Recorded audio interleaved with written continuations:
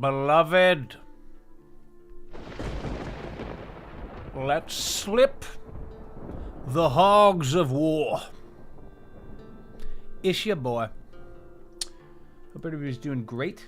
Hope everybody's thriving out there on this Wednesday. The year of our Lord, Donald J. Trump. I might have to reprise the intro. Maybe it'll just be the year of our Lord, Jesus H. Christ. You know what I'm saying? Shout out to the OG. Okay, guys, I'm fucking pumped. Pumped. And not just because Richter hooked me up. And not just because I spent the better part of the morning blasting out invitations to Between Two DMs. And not just because it's that weird stretch where I just book a haircut appointment and my hair starts to look great. If I ever need to look good, I just need to book a haircut appointment and then my hair gets frightened and they're like, let's do it. Those aren't the reasons. The reasons I'm pumped, it's because I'm really getting into Dark Sun. I get why it's problematic. I get why there's sort of some confusion. But I also get why people fucking love it. Like, for real. So, yeah. I put together this sheet. This is this intro letter. We spent the better part of the past 2 sessions going over it. I added a lot of stuff sort of offline. In reading Reddit, I can tell that Dark Sun is a very neckbeardy, borderline try-hard campaign that I think a lot of people love to run just because it's so fucking rowdy. And that's okay. But, really what I'm after here is hopefully incubating a situation that feels like it can be run long-term. You know what I mean? It feels like it actually can maybe grow and change. I also like the fact, this is very different from how it's traditionally run, but I like the fact that, basically we're taking Faerun, we're taking like the Sword Coast, and we're treating it as if this horrible kind of magical undoing has changed, how things operate. So that to me like changes a lot of the lore. Dude, that's so funny. No, not all the way. I know that halflings in Dark Sun are considered like feral, right? I mean, they're like kind of, sort of like, I hesitate to say goblins, but they're very much outside the city scope in sort of the societal scope, right? So no, haven't made it all the way through. I, more than anything, have been focusing on getting this intro letter to my players. Because I want them to know, like, hey, if you use magic, it's going to be hard.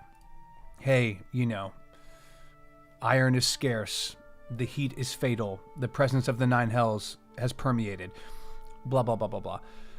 So this for me was more about like really getting the lore correct between the end of campaign 1 and now the beginning of campaign 2, right? And obviously doing that within the influx and the inspiration of Dark Sun. It's not going to be pure Dark Sun, Richter. You know what I mean?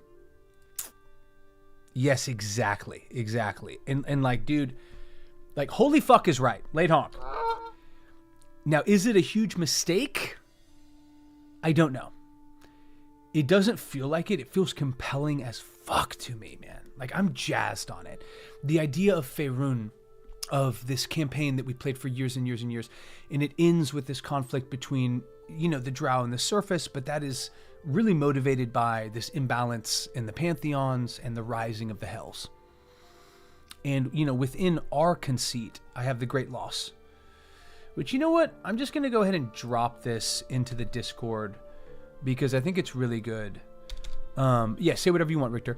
And I think it's really capturing what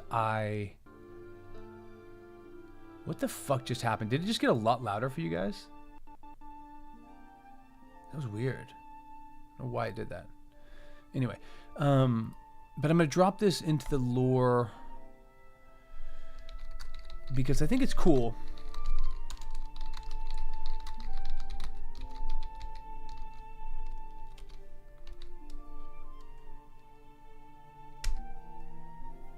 What? My message is too long? Hey, yeah, yeah, yeah, yeah. Hey, yeah, yeah, yeah, yeah. Okay, cool. So it's in the Discord. If anybody wants to check it out, go for it. But really what this was more than anything is I was like, I didn't want to just shuffle up and deal and go back to Faerun and go back to the Sword Coast and homebrew a ton of shit again. It's a ton of work. What the fuck is this? I also had, this is ridiculous to me. Remove this. There's also a little bit of a, I don't even know how best to put it. Like a little bit of a, I want to have my cake and eat it too. I want to run Dark Sun, but I want to maintain the lore and the world that we built out in Campaign 1. So that's what's happening. Basically, the barrenness of the land was justified by an enormous magical undoing. Oh, shit.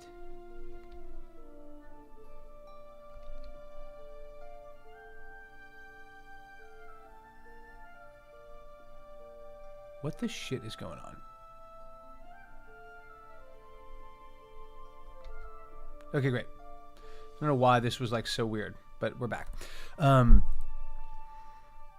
Cool. So I got the letter done. I sent it to my table yesterday. We are going to begin individual discussions on, you know, PCs, how people see it going, how people are vibing, blah, blah, blah, blah, blah. Yo, Marshmallow!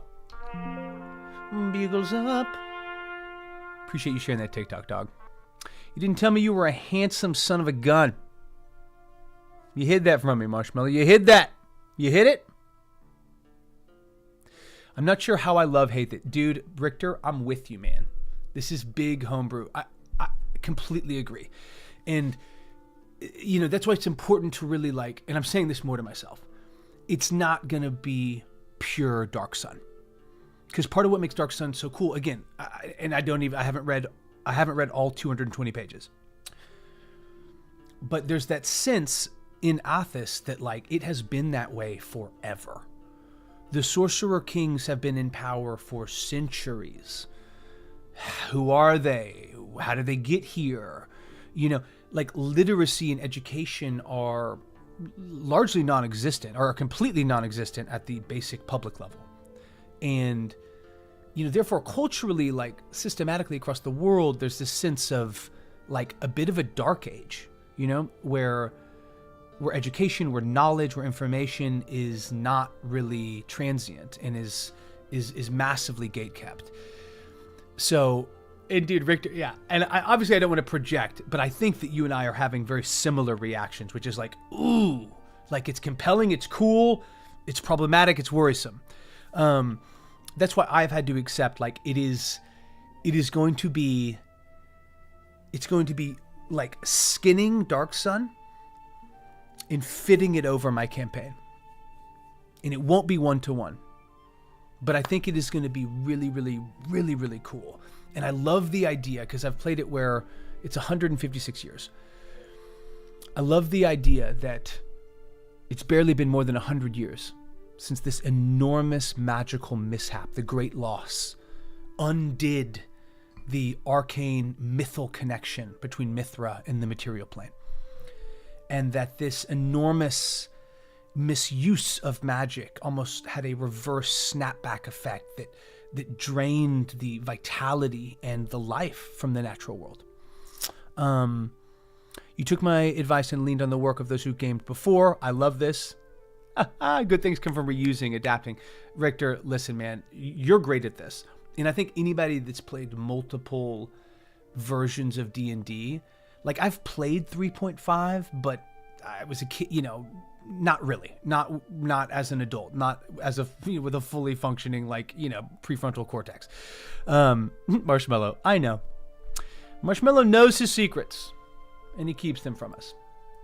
Okay, so whatever. Dark Sun's dope. We're on board. I'm excited.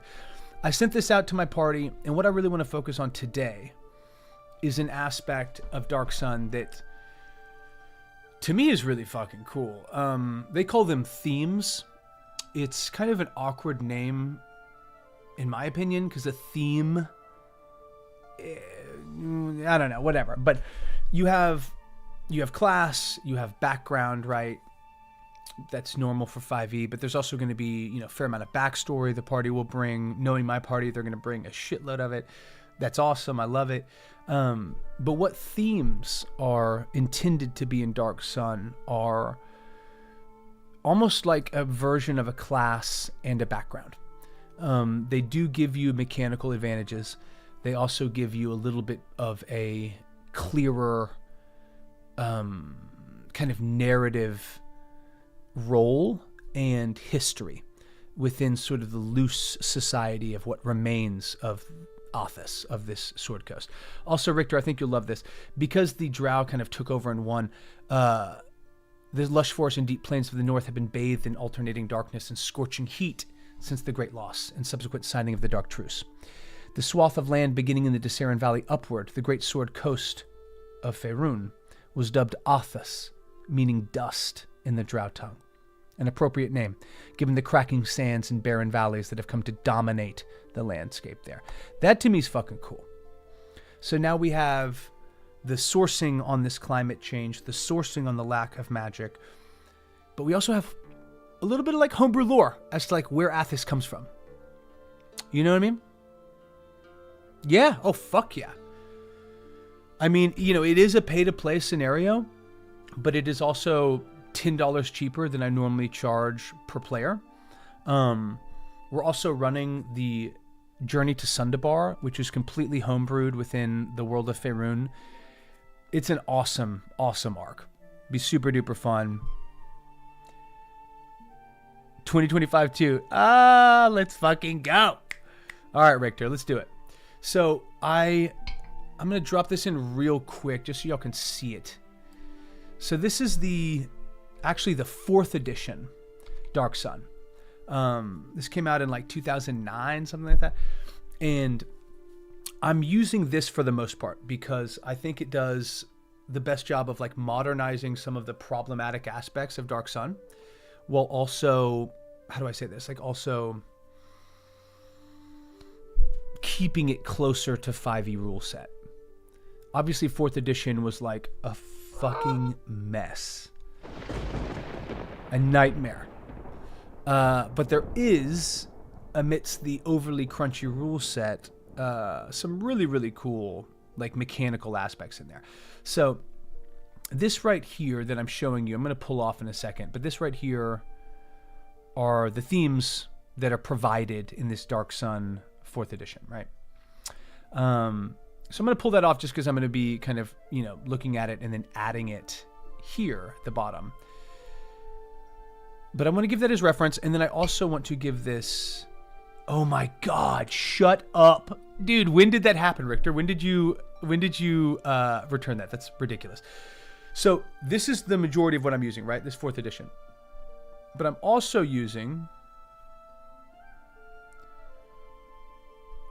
Well, fuck. There's probably a much easier way for me to have done this. That's fine. Cool. Let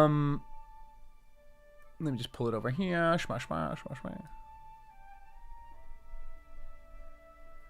Cool.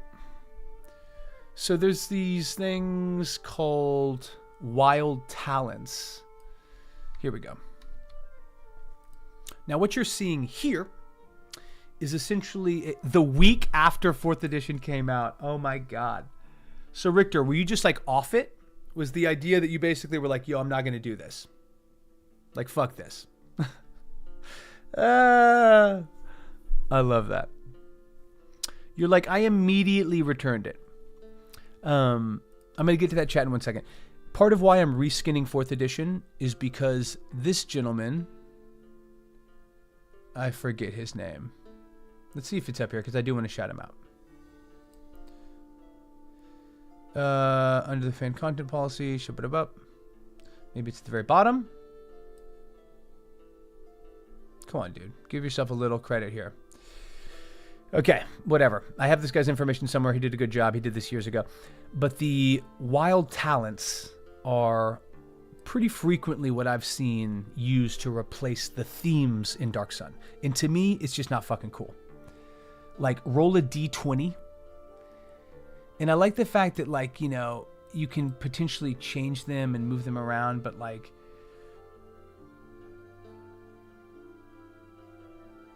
blade meld. As a bonus action, a one-handed melee weapon you hold becomes one with your hand. For the next minute, you can't let go of the weapon, nor can it be forced from your grasp. I mean, who cares? Right? Like, I mean, I guess if you're fighting a battle master reskin that's going to do a disarming strike or whatever. Other than that, like, is that really like a wild talent? Or is that you just like having glue on your hand? So I wasn't into it. I wanted to remove it. And that's why I'm using these themes right schmear. So what we're going to do is go through them and basically port them over for 5e. So the Athasian minstrel, or I guess Athasian minstrel, is designed to kind of be like a bard, storyteller-ish, you know? I returned my fourth. Dude, that's so good. Dude, you're changing your turtle guy into a tortoise guy? We tried it that weekend and it was bad. This is when we went Pathfinder, and now we are coming home to 2025. Fuck yeah, dude. So, I made a 3.5 edition character, and like loosely played as a, damn, I don't even know, as like an 8th grader. And, you know, didn't really pan out. Spent more time creating the character than playing, as is often the case, and then never came back to it. But I did play the original Baldur's Gate, which uses advanced 2nd edition rules. And I fucking loved it. Loved it. I mean, come on. Come on. Let's go. 2nd edition D&D was incredible. To roll out Thaco, to see the power of like the cleric and the paladin in 2nd edition, my God. All that to say that, like, I really do have a deep appreciation for the different rule sets. And in looking at this 4th edition, at first I was like, what the fuck do you want me to do? Major action? Minor action? Like, what the fuck is this? But now I'm realizing, you know, minor action is just like bonus action. There's a lot of things they have, like, with speed and range that are just like 5, 6, 7. But those are meant to be increments of 5. So, like, it's not going to be that hard for us to figure this out. Famous last words. Okay, so what do we think is easier here? Would you like me to show you what I'm typing or what I'm sourcing it from? I think we're going to do the type, because that makes, I think, a little bit more sense here. All right, cool. I'm going to do the, I think, a little bit more. All right, cool. Let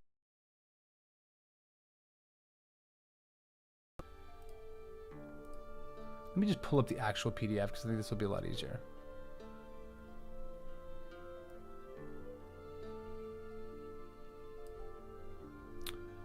Cool. It's a game written by a guy who proudly proclaimed he had never played D&D and did not need to. Well.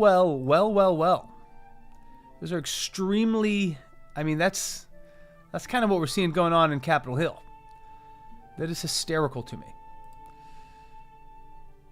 Okay, where are we? Cool. Yeah, baby boy. Cool. I mean, that is incredible to hear and believe. I will say also, Richter, that I did send my party the races from the Dark Sun book. And I basically was like, look, we don't have to do this, but there's some cool shit. There's a Goliath. There's a lot of half-elves. There's these Thrycreans. Like, I would love to pull our races from this, but we don't have to. You know? I don't want anyone to be, like, jammed into a race. Like, that's absurd. Okay.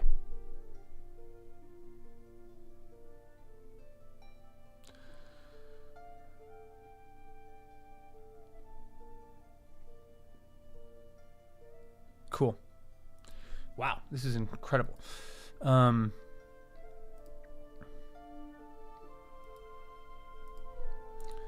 First level, Poison Strike.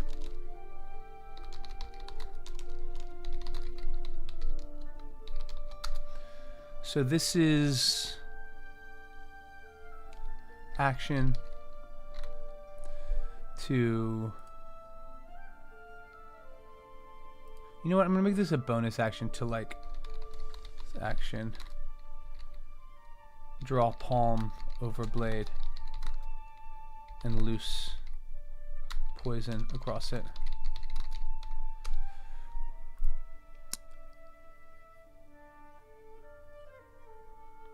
On a hit,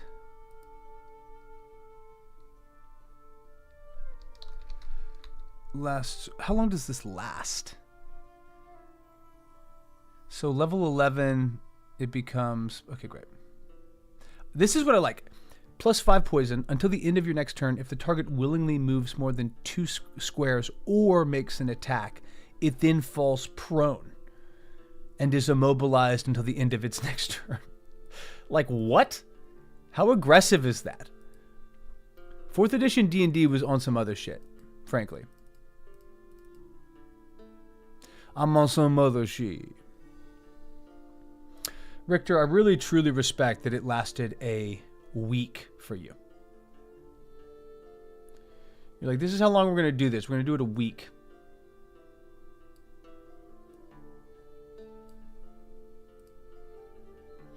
Okay, so lasts 1 minute.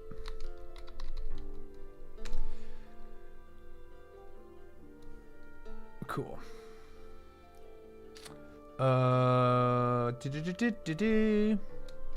1d6 poison damage. And target must make a con save.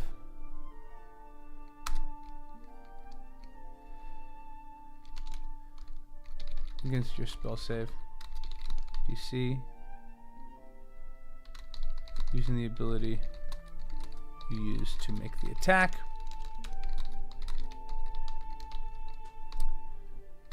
On a failed save, the target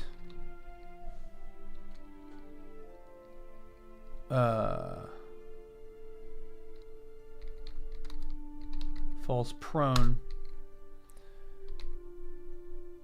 if they move more than 10 feet or make an attack. That's pretty rowdy. Level 2. Now, let's real quick see this. Level 2, level 3, level 5, level 6, 7, 8, 9, 10. So I have to assume there was like a little bit of a different leveling system. Richter, let me know if you remember this. Right? Like I'm surprised, like there's no level 8. I don't know what the fuck that's about. But I'm surprised that the majority of these just go up to 10. Oh, wow.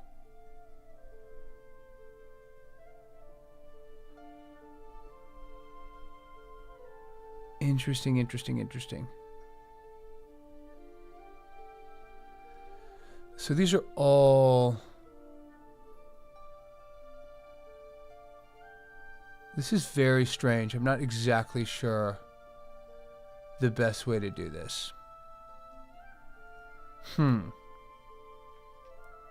edition was really well in execution. Okay, hold my dice. Hold my dice, dog. I'm torn here.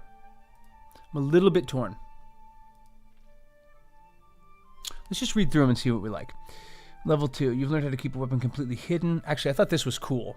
And this is kind of similar to what they were going for with that weird blade meld that I read from the other wild talents. But you draw a hidden vial and sprinkle its contents on your weapon just before attacking. The poison disorients your foe. Melee or ranged. Until the end of your next turn, if the target willingly moves... Oh no, here it is. The weapon is invisible until you are no longer holding it. Until the end of the encounter or until you attack with it. The first creature you attack with the weapon affected by this power grants combat advantage to you for that attack.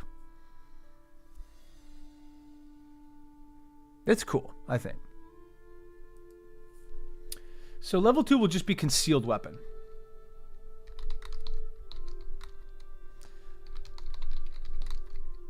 Again, like, this is very interesting to me because I'm very good at reskinning, but I don't do a lot of like full. Well, I mean, I do a lot of like enemy stat block homebrew, but I don't do a lot of like homebrew for subclass or basically shit for my PCs, other than dope ass weapons.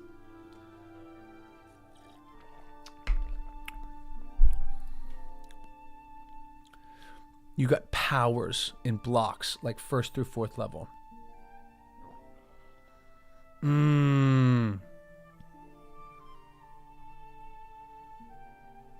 Interesting. Interesting. Level 3, level 5, 6, 7, 10.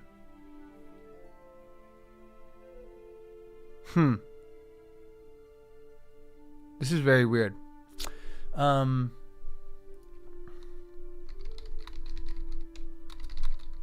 me just see. I feel like I need to educate myself a little bit.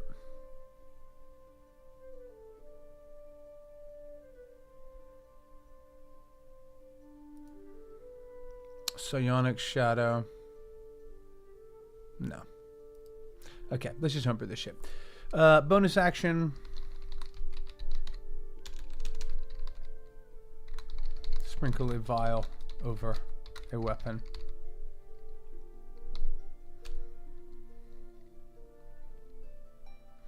So how long does this last? Until your next attack?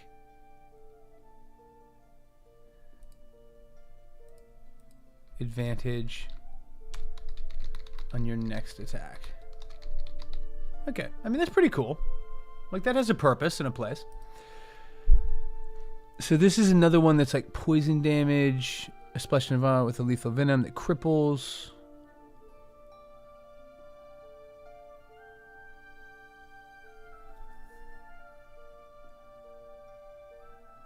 Wow. This is a lot, because I'm realizing these are like power blocks and not levels, right? But let's just stay with it, because I want to give everyone like a 1st, 2nd, 5th, and 8th, because I know that we will be playing this through level 8 at the very least, right? It sucked.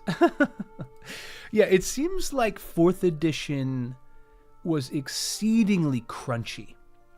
You know what I mean? And I think there's a lot of aspects where that's very fun. Like, look at this. Level 25? What the shit is this? Level 23? Level 29?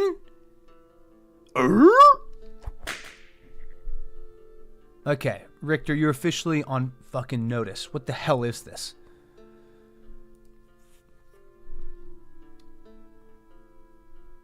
Let me see one thing.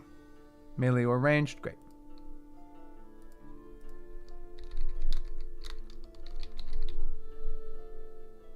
Melee only.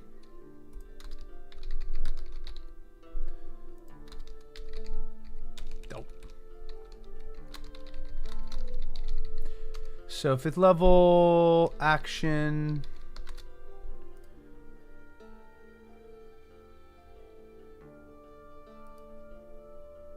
A caustic vial of poison drips across your weapon. I mean, this is like a very poison heavy theme. Weapon.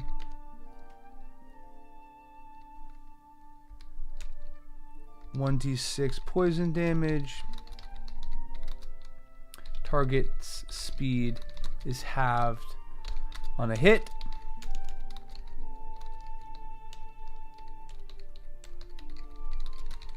Size is larger.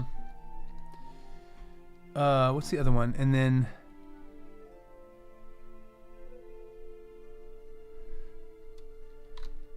takes a minus D4 to 2 attacks and saving throws. This is pretty big.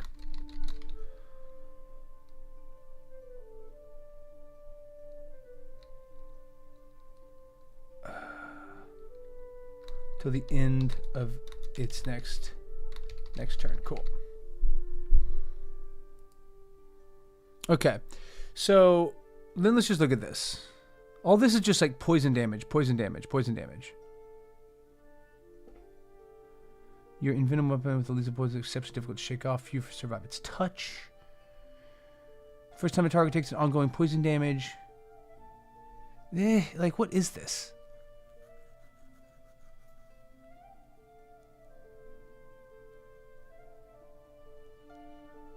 Look at this. Level 10, utility exploit, framing assassin. You have mastered... Let me just drop this in so y'all can see it. I do not understand why the fuck they have this. You have mastered a fighting technique in which you lunge swiftly toward one opponent to strike at the other foes behind it. Effect. You assume the stance of the framing assassin. The shit is that. Until the stance ends, you can use a square adjacent to you that is occupied by an enemy is the origin square for your weapon attacks. What the fuck? Okay, Richter, step in here. Because now I'm seeing Arms Troubadour, right? Retainers for good education, but prerequisite Athasian minstrel theme. So this seems like it's a subclass of the of the Athasian minstrel.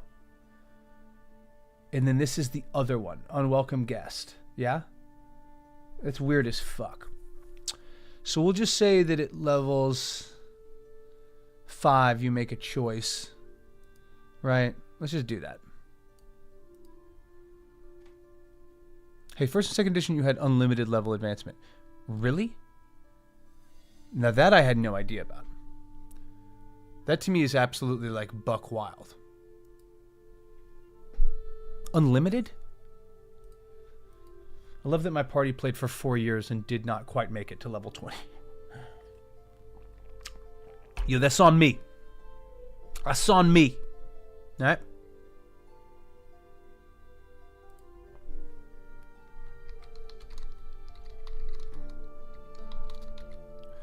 This is very cool, I think, but it's like just weird as shit.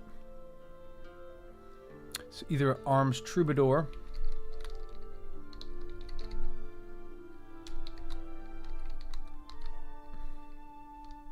Unwelcome Guest. What a great one. Troubadour. So we'll just add like a 6th level and an 8th level. Yeah?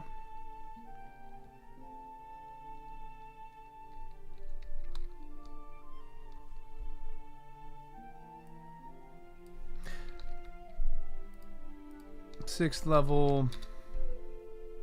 So let's see. Elegant Blade. You must be wielding a light blade or a heavy blade and use it to attack with this power. Yeah. Okay. Target willingly moves to a square that is not adjacent to you.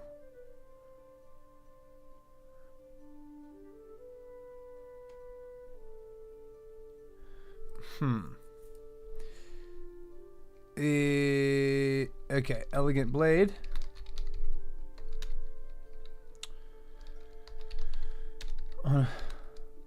When striking a target with a successful melee attack, you can move the target up to 15 feet.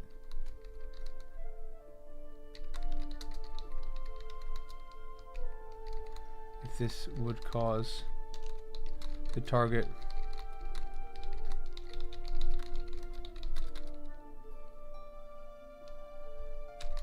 DC 13 Wisdom save. And may move an additional 15 feet at the end of their turn. Okay, this I like. So then we'll add an 8th level. And again, like more than anything, what I'm trying to do here is find a way to like honor as much of Dark Sun as I feel like makes sense, while also making it doable for 5th edition, while also hopefully not taking like a ton, you know? If it's too much poison, then make it some other kind of damage. I love that. Yeah, Richter, what's getting me is like a lot of what they're stacking here is more or less just like additional -5. And I could be upping like 1d6, 2d6, 3d6. But to me, that's just like not, it's just a little bit too down the pipe. Okay, cool. So that is going to be Elegant Blade. You deflect an enemy's attack, misses you're an ally. Cool. So you can use, I think this will be a reaction.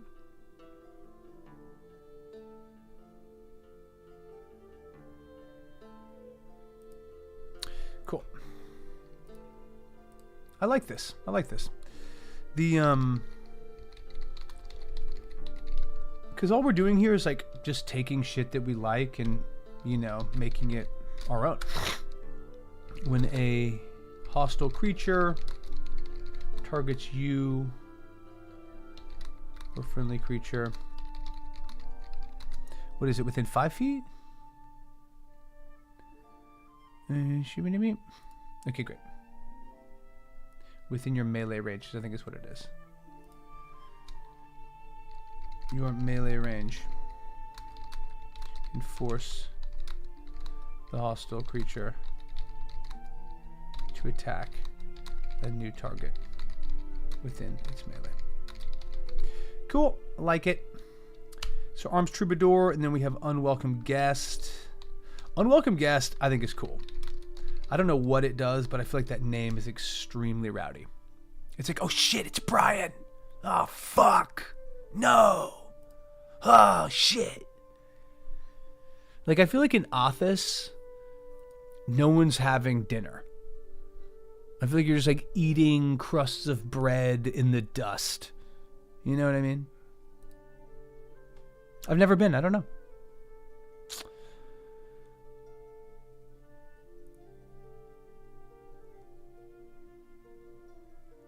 Wow. Are you guys seeing this? I mean, some of this shit is like absolutely bananas. Like, are you fucking kidding me?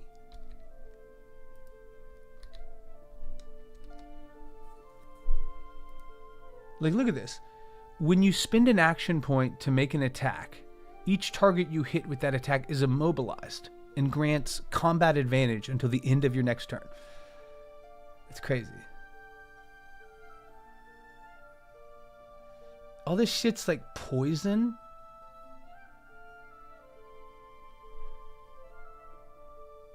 All right, whatever. Let's just take these two and slide it in and see where we end up. Yep, something like that. I am so blinded with loathing for 4E that I would just bail back to 2E. Yeah, boy. Totally. If you want, I can bankroll the purchase of this stuff so you get the best basis. What is this? Oh my god, bro, that's so sweet of you. No, no, no, no. All good. That's real cool. Dude, that's so cool. That's so cool and thoughtful. I have so many different, like, you know, I've got like the 4th edition one. I've got the 5th edition poured over. Like, if you, like, definitely don't buy me anything. I appreciate that. That's super sweet of you.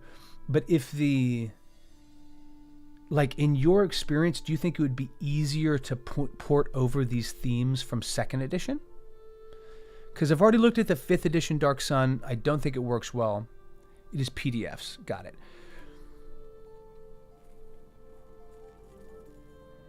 Oh, wow. Okay, I don't want to get too caught up in that. Let's keep going.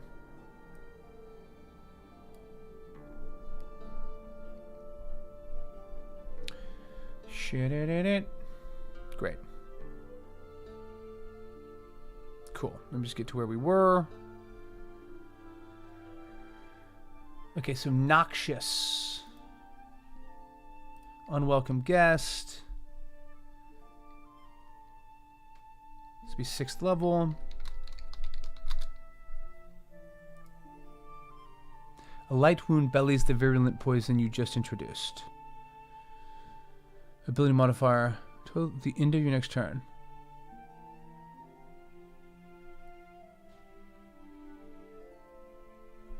No, that's ridiculous. Okay,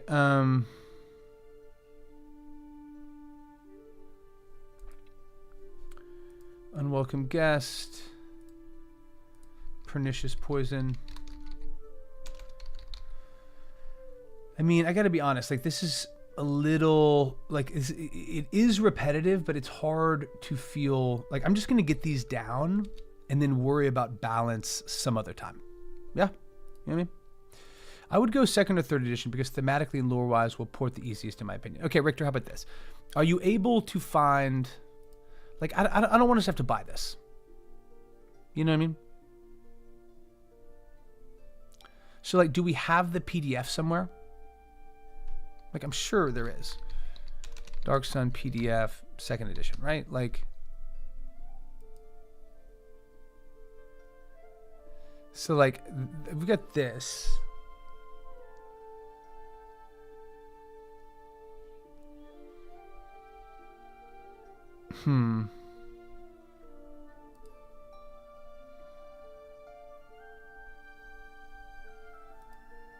Yeah, I'm torn here because I don't want to.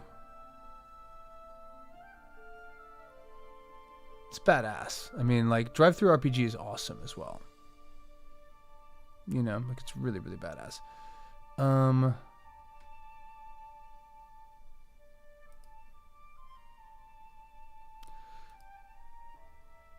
Let me just see. I have so many different Dark Sun campaign settings. It is buck wild. Like, buck wild, boy. Your boy's getting buck wild.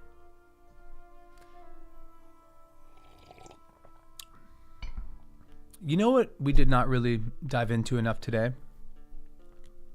Is how I started the stream at 10:30 a.m. on the nose. Look, I'm imperfect, but I did this one time start the stream exactly when I said I would. Let's go. Okay, so I think this is actually going to be our jam. Right? I mean, I have so many Dark Suns up. This is absurd. I'm like drowning. I've got 3 different PDFs of Dark Sun up right now. Right this moment.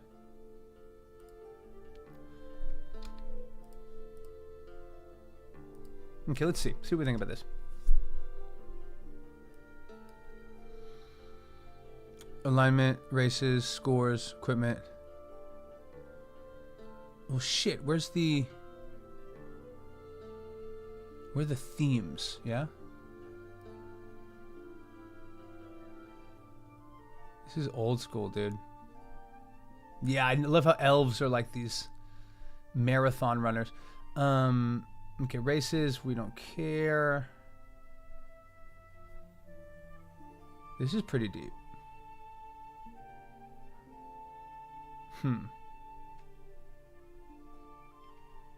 Okay, so these are classes. Start the camp. In Dark Sun, all single class player characters start the campaign at 3rd level. I don't know why, but I've seen that across multiple iterations. That to me is scary. The fact that they're like, you know what? Let's start you out at level 3. Because this shit sucks. Like, if I'm a player, all of a sudden I get a little puckered. The minimum number of experience points to attain 3rd level. He gets the Thaco and saving throws of a 3rd level character. This rule reflects the fact that daily life on Athas is much harsher than it is in other AD&D realms. Wow. Plus the additional slots do at 3rd level. Okay. So, but this is what I'm running into here, is that they don't have any of these. Oh, no, they do. They do. So player character classes. So they have Gladiator, Ranger. Defiler Wizard. Okay. See, but my issue here, Richter, is that I'm not really getting the themes.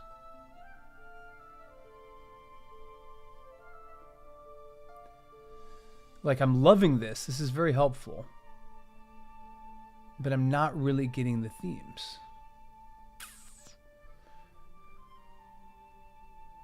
During an adventure, characters treat to advantage. Okay, great.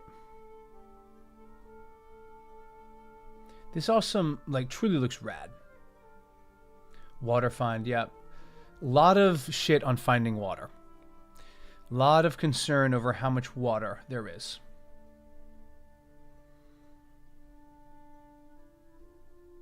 Yeah, I'm gonna have to go back through that. I mean, I appreciate you tossing that out. I think that could be it. However, okay. I'll go second, third. However, you have demonstrated that you are an extremely capable DM, so you go DM. Love it. And you have to have a backup character rolled up and ready to go. I think that's a great note. I think I do have to get the backup character ready to go. Let's stay where we're doing, because this is close enough, and I think it's where it needs to be, more or less. Pernicious Poison. This is just going to be like a stunning strike. Action.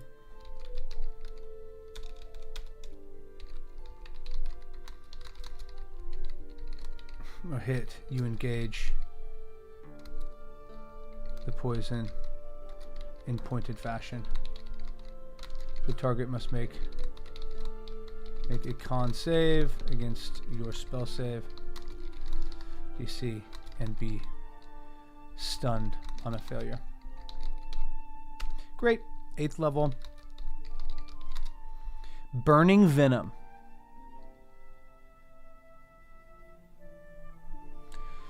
Okay. I mean, like, let's just have Burning Venom do a ton of damage, right? Like, can we just have one that just does a ton of damage? Burning Venom. You take -5 to the root of 4, subtracted from 3. It's like, what? Wait, did I hit him? No. The special recipe dripping from your weapon burns the flesh as it works quickly to kill. Standard action. Ability to modify damage. 50 points of damage.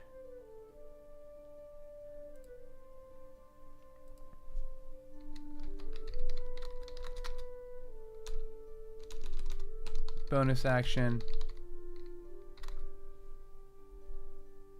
So these are all bonus actions, I think.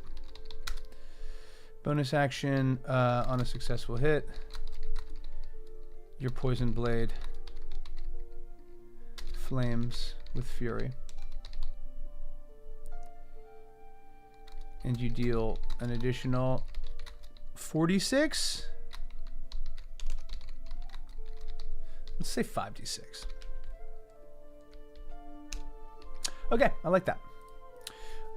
Dune Trader. This is probably like my vibe. I kind of like a Dune Trader, you know? Well, themes are what they call them in the 4th edition Dark Sun book. And like I kind of mentioned, like I don't know why they call them themes. You know, they are more like subclass. They're almost like Athas specific bonus subclasses, if that makes sense. Like, you do your normal thing. I'm a, champion fighter, but then on top of that, you decide whether or not you're an elemental priest, a gladiator, a dune trader, etc. So I think the idea, Richter, is that these themes, at least in the 4th edition that I'm mostly borrowing from, that each player character that was created through the classic, player creation model now has like a Dark Sun specific bit of texture that also comes with mechanical bonuses, which I think is dope. Like, I like mechanical bonuses. To me, it's helpful whenever that gets tossed on there, So for me, I'm all about that. Yeah. It's like, then why do we have penicillin? A fair question. An apt question. Okay, Dune Traders are sick.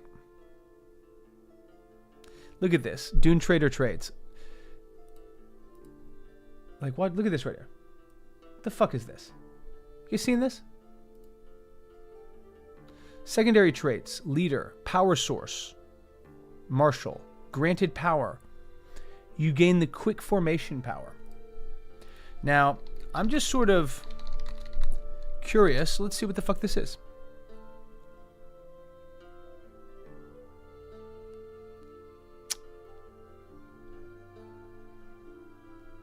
What the hell is quick formation? Oh, here we go. Here we go. Here we go. Hang on.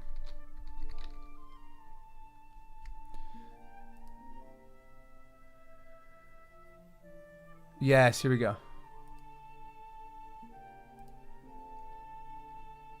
I like this. Cool, dude. Quick formation is actually kind of dope. Look at this. You lash out at your enemies and move your allies into a defensible position. Standard action. Shift 4 squares. Interesting. Like, this is cool. Quick formation I'm on board with. Quick formation fucking works. You are flying free and wild on Santa Ana winds, my friend. Hey, man. In my recent history, that's how disaster starts. So, let's fucking go. All right, let me get this right. Dune Trader. I fuck with this so hard. So there's a bunch of Dune Traders, and then they get specific, right? Great. Caravan Master, and then Shady Dealer. Very cool. Okay, I'm getting the hang of it. Richter, I'm pretty sure I'm fluent in 4th edition now. I feel it in my bones. I feel it in my busies. Caravan Master's fucking sick. Can I just ask you real quick who the fuck this guy is? Who is that? You telling me that's not a turtle? That's a sand turtle. That looks sick. The dude's very fucking cool. Is he a dragon? Is he a lizard? Very, very strange. Be not too proud to be fluent and dumb. I'm like, is it weird that it's making sense to me? I'm moving into like this, a beautiful mind sequence. I'm like, it's perfect. Richter, I have to disagree. This is a perfect system. The more I'm getting into it, the more I realize I wouldn't change a thing. Okay, Dune Trader. Where are we at? Quick formation. This is fucking cool. This is very cool to me.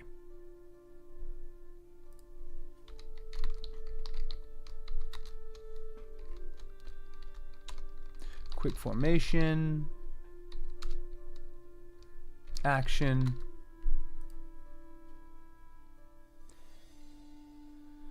Target one creature. Shove it up.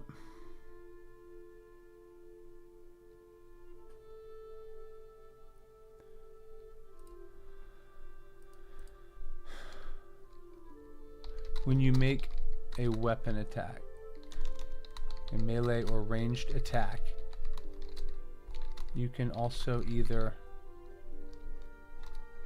move your character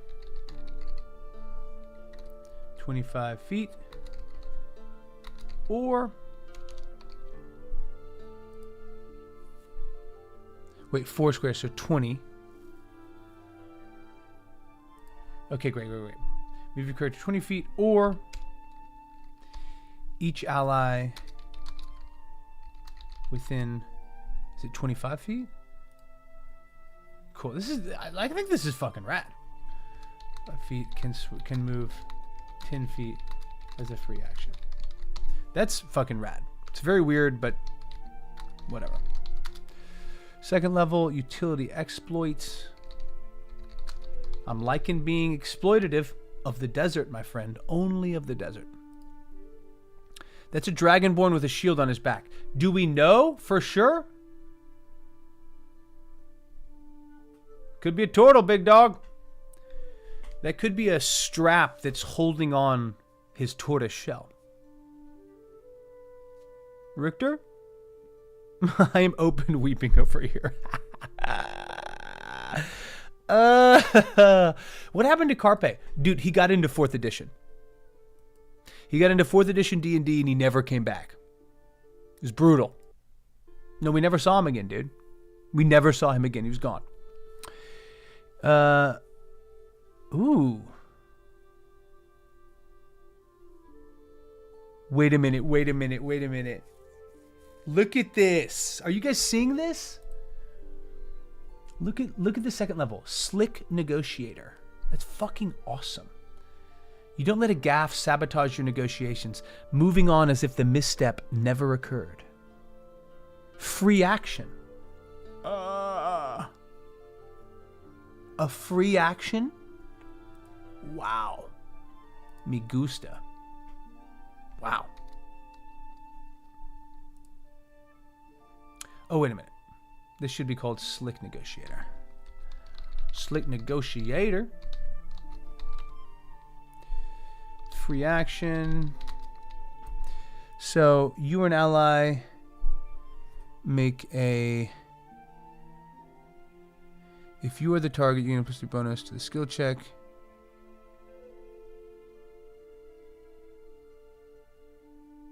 Okay, got it. Okay, got it. So free action. When you or someone in your party within 60 feet, 30 feet we'll say because it was 5 squares. That's only 25, we'll call it 30. When you or someone in your party makes a deception, persuasion, intimidate, or insight check. Deception, persuasion, intimidate. Yeah, this is it. You can either... You can add your experience. If you are the target, you reroll and add 1d6. You must take and use the new roll. If an ally is the target, they get to reroll the check. Love it. Okay, so how many did we do here? We did 1, 2, so first, second, fifth, and then we move on to the other ones. Okay, great.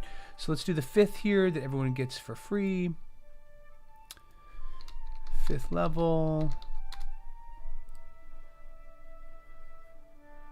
Blunt force strike.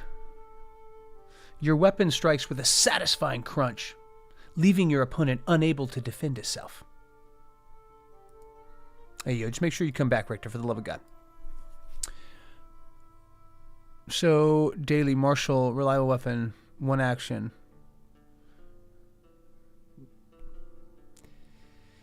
Basic attack. Interesting. This is weird. Blunt force strike. Okay.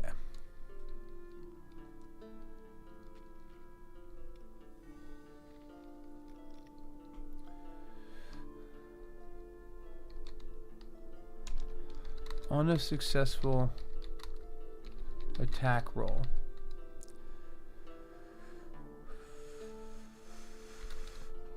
the target is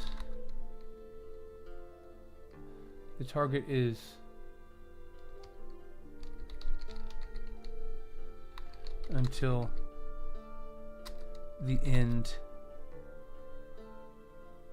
of its next turn.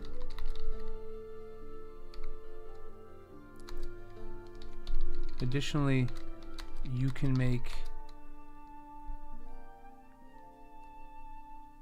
an additional attack against the target as a free action. I love all these free actions. Or 2 allies, 2 walleyes within 5 feet of the target.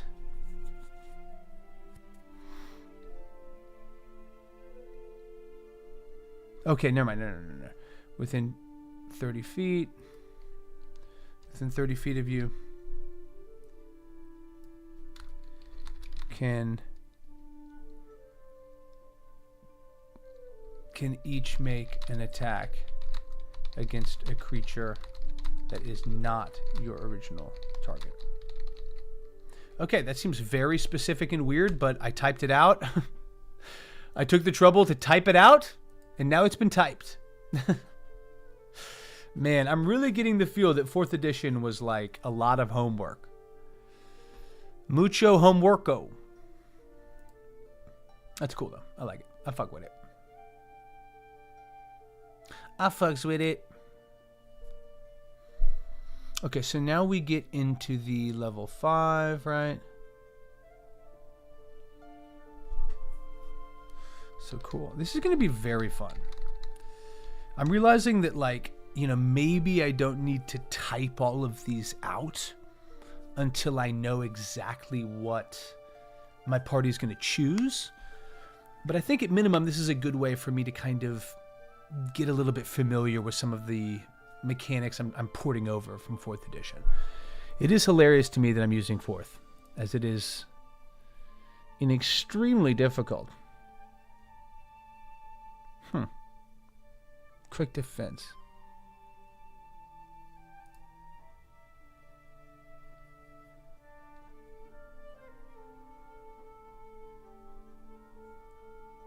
Cool. Okay, I like this. Level 5, you either choose a caravan master or a shady dealer. Cool.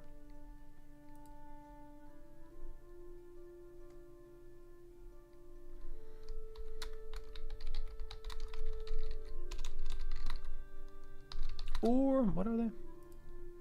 Caravan master, shady dealer. Cool.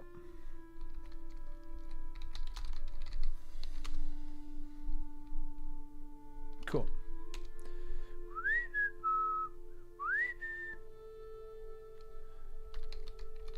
Caravan master.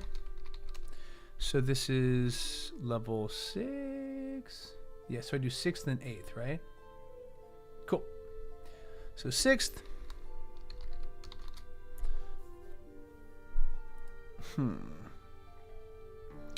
Okay, where are we at? Caravan master. Great. Desert skirmish. You direct your allies to form a hasty skirmish line, foiling your enemy's advance for a moment. You and one ally in burst, or 2 allies in burst. Great, here we go again. Richter, you're back just in time to explain what the fuck a burst is. And make a basic attack against an enemy of his or her choice until the start of your next turn. Any enemy that willingly moves to a square adjacent to the target must stop moving. How weird. How weird to have this as like a high-level thing. You know? They actually recommended that you write your abilities on index cards and flip them over when you use them. Also, the powers were like once a combat. Got it. That actually makes sense. I not necessarily like the once per combat or once per encounter. That to me is kind of a weird way to gauge it. But I kind of do like the idea of like having things ready to use and then once they're expired, flipping them over. No, I appreciate that. Oh, Richter, you're the man, dude. That's sweet of you.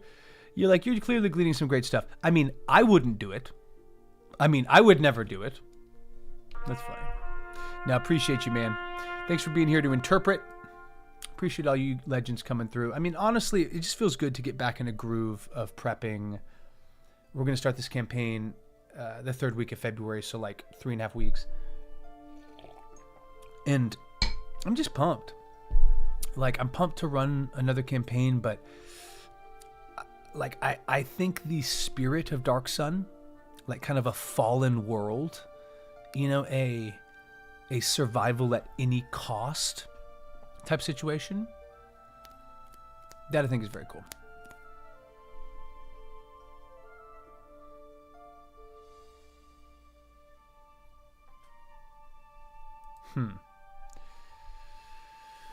So I'm torn here.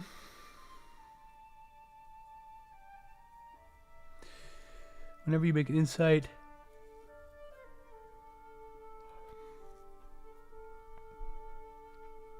This to me, I think, is a cooler one.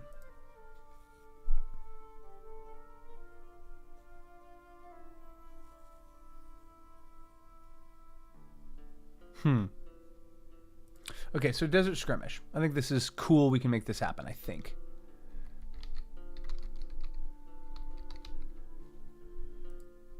Well, no, I'm going to do this one. Sharp Customer. This is cool.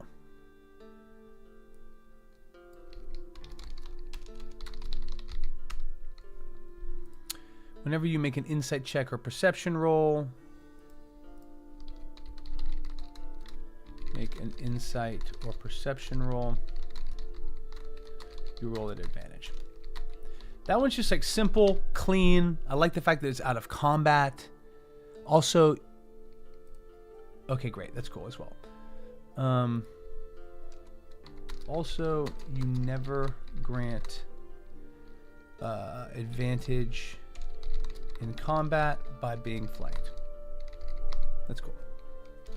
Okay, 8th level. We'll probably do the merchant strategy.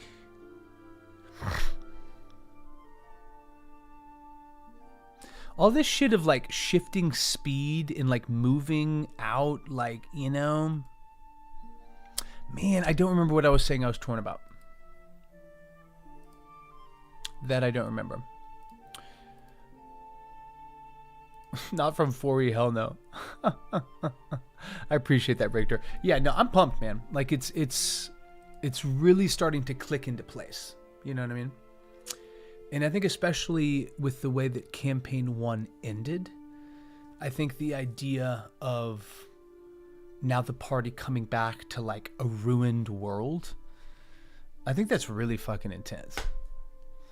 Like, I'm not saying that they'll like it, but I think it will be very cool. No, we're keeping flanking. We keeping the flanking here, though. Honestly, like 6th edition, I don't think I'll even touch. I've read through it. I'll reread it again and maybe, you know, take a thing or two, but that's a no, dog. Okay, so 8th level. None of these really work for me, though.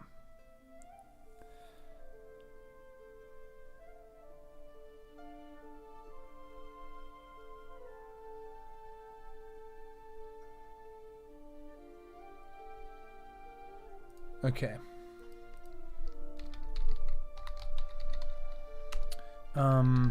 Whenever you roll initiative, you can choose to add +2 to your AC and the AC of all allies within 10 feet.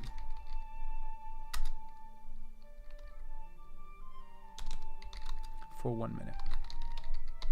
Cool. So now we have Shady Dealer. And this is also a good thing with like Homebrew period, is like I think that there's a way usually to balance it after the fact. Like, I'm a big believer in like the opposite of, you know, measure twice, cut once when it comes to creating. I think it's like cut, and then come back and measure, you know. Obviously, there's a little bit of flexibility. Depends what you're doing, but. So let's see here. Whenever you make a bluff.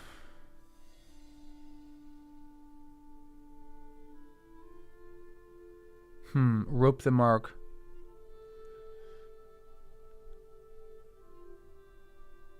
You pull the target 5 squares. In addition, choose one of the following effects.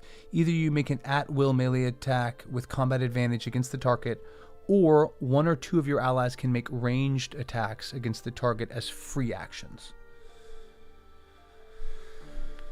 Wow, these really are very, very intense.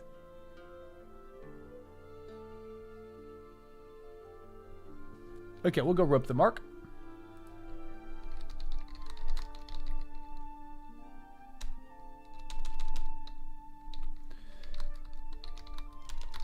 Rope the mark. The Marak. Okay, rope the mark. So before the attack, you shift 1 square.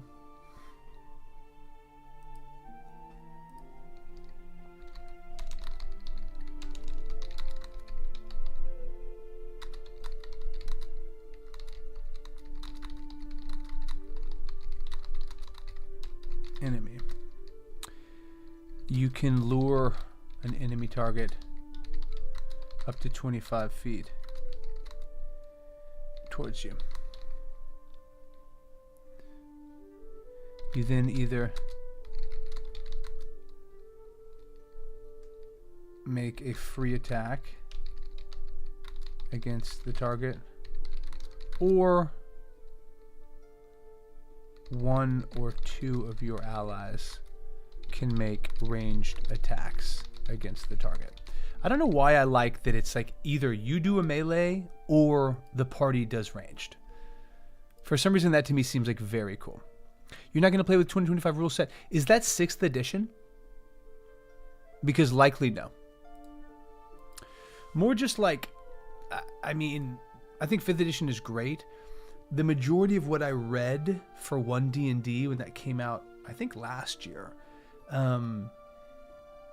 to be honest, I didn't really like. I thought the character creation stuff was great.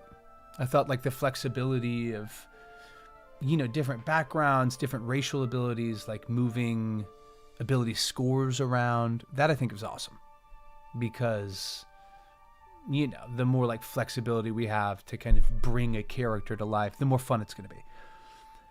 But some of the stuff like grappling being based on AC versus a contested roll.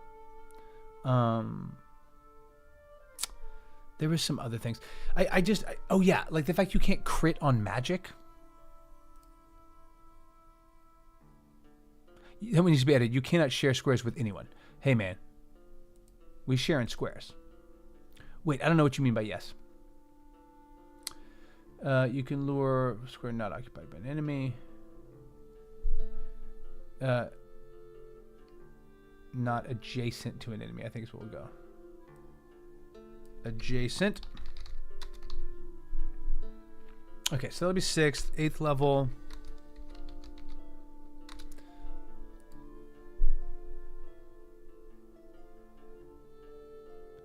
So standard action, the target grants combat advantage to 1 ally.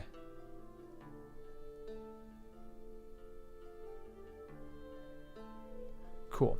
This is ridiculous, but I like it. Convincing deception. Action.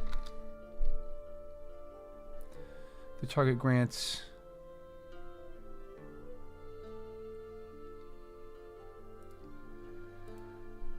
you spew words of distraction at 1 target.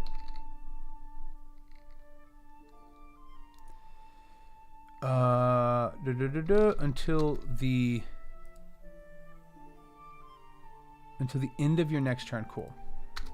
Of your next turn.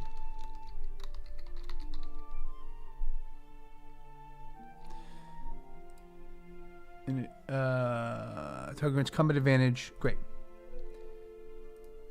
To the end of your next turn, the next 3 attacks against the target have advantage.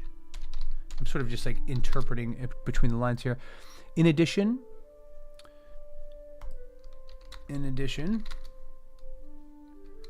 when this action is taken, an ally can shift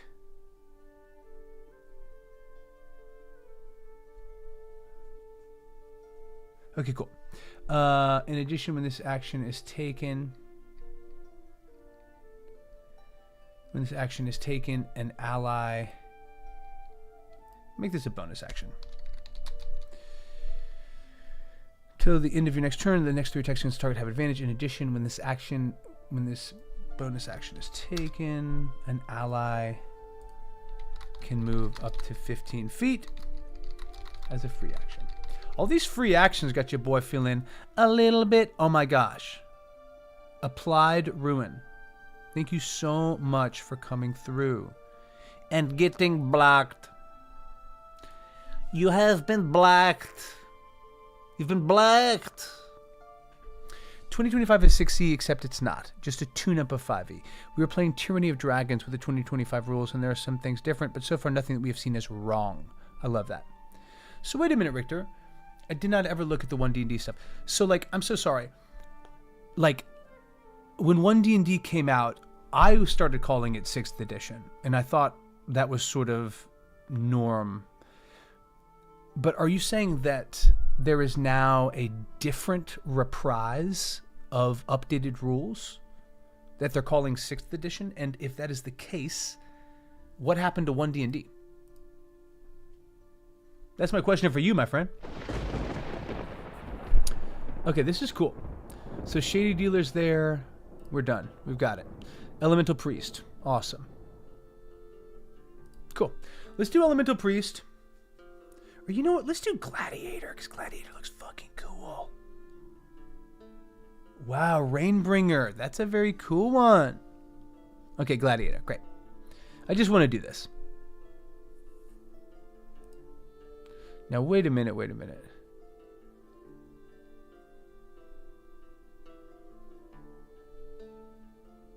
This is actually sick as fuck. Like, the fact that you basically start with, like, a ton of extra mechanical shit. I love that. 1D&D was dropped as a name. There is no 6E.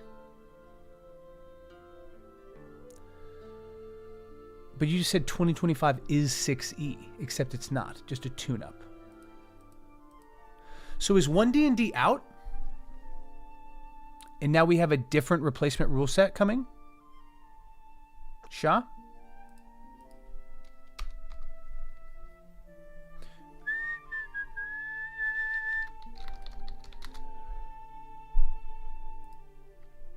Okay, Desert Skirmish. Oh, my bad.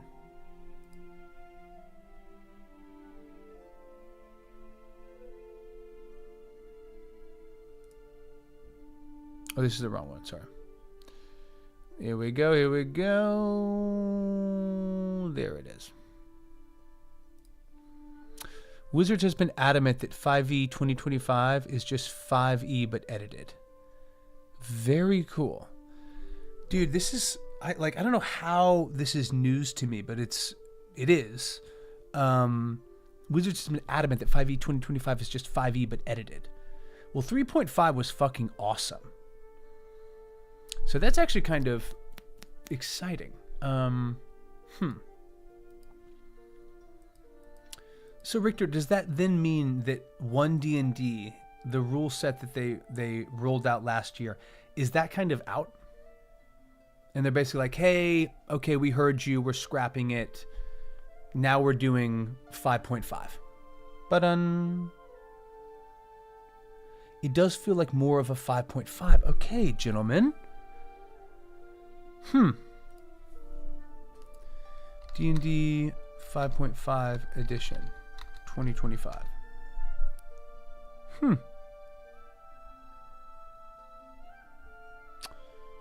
Interesting. Cool rules. Interesting.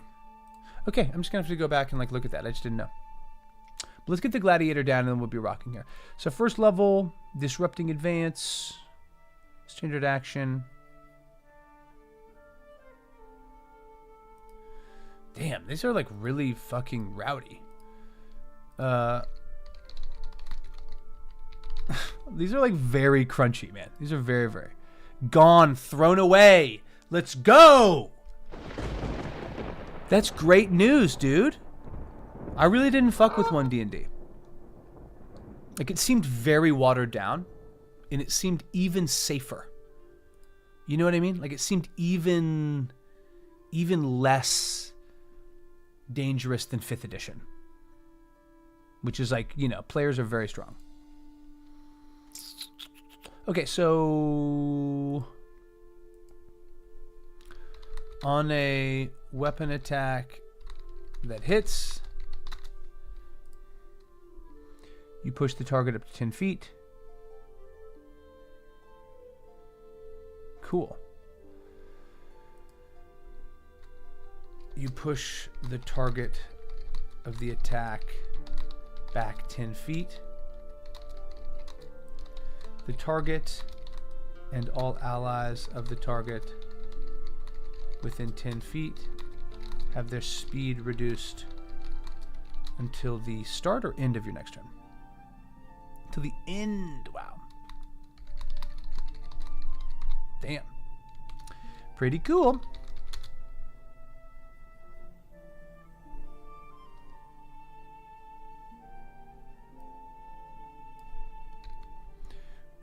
Okay, this is actually like, I'm actually really getting into this. And as is often the case, like, I kind of want to play this. No, man, I was there for like one D&D. And I sort of just like, I wouldn't say I tuned it out, but like I read through all of it. I saw the before and after. I did a couple streams on it, actually. And I just knew that I wasn't going to use it. You know, like there's a couple things where I was like, I could pick and choose that. I like the character creation flexibility. I like that. But by and large, it was watering the shit out of it, and I didn't want to do it. In terms of like 6th edition or 5.5, I have heard rumblings about the 2025 rule set. I thought that was one D&D. Because they kind of like soft released it, and everyone was like, fuck this. Fuck one D&D. And then it seemed like they were like, oh, okay, yeah, cool. But like, maybe we'll try to release it later. Yo, Fuzka! What's up, Ledge? Man, I just messaged Ninners as well. I was like, my boy, you're going to be proud of me. Fuz, I got to know if my freaking shout-out is working. Please say yes. Come on. There was some discussion through the Spore mental network that they have as to what to do, but these guys were kind of professional. They immediately kind of clocked that, you know, there's some tenseness. Funny. That's very good. Well, if you don't follow Fuzka, wake up. Welcome to life. Hey, man, anything that says legacy on top of it, I'm like, let's fucking go. The weapon mastery and cleave. Interesting. One D&D is kind of ass. I'm currently playing the new rule set, and it's been fun. Marshmallow, that's awesome. I did not know this. Fuzka, I love you. Thank you for coming through. It's surprising that my bard lock works well. Is it, though? Is it, Marshmallow? You were born a bard lock, my friend. Okay, let me get us where we need to be here, then. So, Gladiator, disrupting advance. Go with the flow. That's a cool one. My dad forces us to learn that as children. Go with the flow, young man. So it's a reaction. Wow. You adjust the shifting battlefield to position yourself where you can resume your bloody work. When an enemy within 25 feet, we'll say 30 feet, of you that you can see moves willingly. That's because like there's all these make your enemy move shit. Yo, get out of here, Foos. I love you. Thank you for coming through. Thank you for saying hi. Appreciate y'all. We hanging. Got a little bit more time here as we round out the Gladiator. I'd be a bard cleric if anything. That's rad. I would probably be I'd be a bard warlock. Yeah, there's no doubt about it. When an enemy within 30 feet of you that you can see moves willingly, you shift half your speed. Okay. You move up to half your speed and gain advantage against the target until the end of your next turn. Cool. So what I'm not seeing here, Richter, and like this is, I'm just realizing, and it harkens back to what you said, is that almost all of these do not clarify like how much you can use them. There's no once per long rest, up to twice your proficiency bonus, once per short rest. There's none of that. And it's because they did a lot of like per encounter type shit. So I think that I will probably have to just figure out what that's going to be. That'll probably be a lot of once per short rest, but maybe I'll do some like proficiency bonus type shit. I don't know. I'll have to feel it out.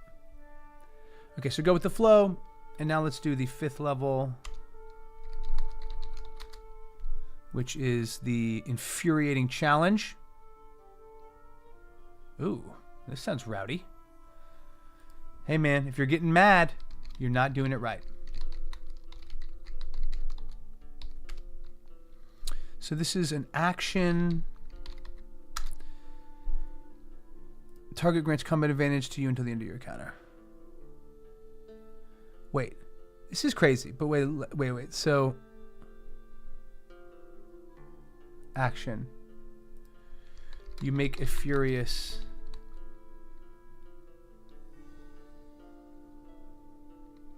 attack against a foe.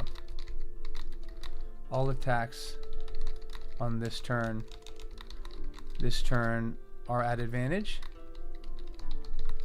and deal double the dice damage. I don't know if that's too much. We'll see. I think it's cool. Hey, it works for me, dude. Works for me, big dog. I'm playing a fighter going to be an Eldritch Knight, and I've enjoyed it so far. Tyranny of Dragons is ridiculous. Yeah, that was the first module I ever played. And my first roll in a full campaign was Nat 20. Hitting an eye shot on the dragon in the first village. Oh my god. I'm sure the DM was like, I mean, if you want to try to shoot it in the eye, you can, but it'll be Nat 20. Okay, you hit it in the eye. I love shit like that. Yeah, that sounds like you got it. Again, I was never getting there because 4E, but totally loving your work. Yo, appreciate you, Richter. Appreciate you, man. For real. Okay, guys, this has been great. That's what I'm talking about. That's what it's all about. Now, I know there's not a ton of us here, but each and every one of us are beautiful people and beloved lovers. And, oh no. Dude, this is insane. I don't know. I don't know why it does this, man, but I am constantly updating my category, and it is constantly going back to the last thing I streamed. And I just don't know how to get past it. Party was pissed at me until I hit that shot. That's great. Everyone's like, don't do it, don't do it. Oh, you did it. You did it. That's incredible. Okay, guys, I love y'all. This has been a hoot. Thank you for hanging. Thank you for lending me your expertise, Marshmallow. And, of course, Lord Richter. Shout out to Fuzka coming through. Did I forget anybody? I think that was all we had. Yeah. This was great, though, guys. We got a ton done. I feel very, very good about making this compelling. It's going to be a wild ride. I think it's going to be a lot of this kind of, mild struggle to interpret the language of 4E. But we're getting there. And I think this can be very, very, very fun. I'll be streaming Elden Ring on Friday. So bring your cool little butts. Bring your sweet little butts on Friday. And I'm trying to think. I will be streaming actually on TikTok quite a bit. I'm trying to get a feel for... Dude, I don't even know. I mean, a lot of what I'm streaming on TikTok is me just like chilling. Chilling. But if you can, come through, drop some love. I'm going to probably drop whenever I stream on Twitch in my Discord as well. So we're about to raid Jaffe Bara. They are playing a very fun little actual play that has some very cool looking artwork. To me, that's rad. So if you can, run through, say what up, tell them that Carpe sent you. If not, no big deal. But Richter and Marshmallow, appreciate you guys for real. I'll be back on Friday. Come through, kick it, and as always, take care of each other and take care of yourselves. I'm out. We gone. Peace.